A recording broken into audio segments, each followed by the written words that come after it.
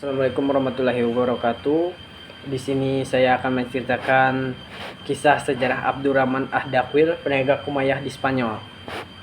Abdurrahman ad-Dakhil adalah sosok legendaris dalam sejarah Islam.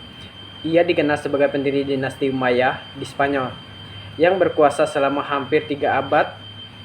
Perjalanannya penuh dengan lika-liku, dimulai dari pelarian dari Abbasiyah hingga pemersatu Andalusia dan pendiri sebuah peradaban yang gemilang.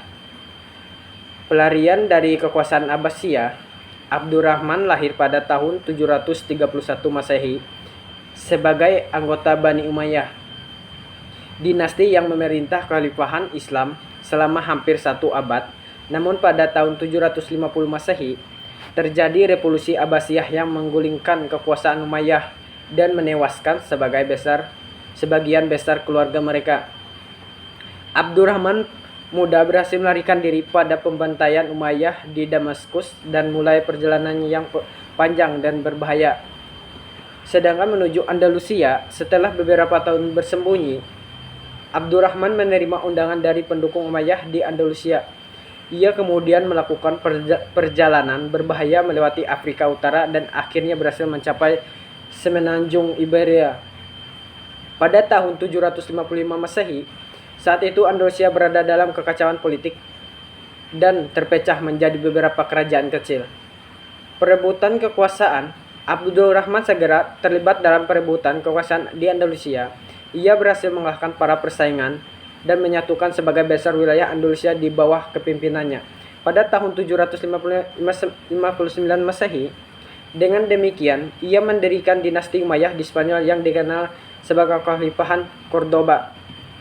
Membangun peradaban, Abdurrahman ad-Dakhil memerintah Andalusia selama 34 tahun. Ia dikenal sebagai pemimpin yang bijaksana dan berpandangan jatuh ke depan.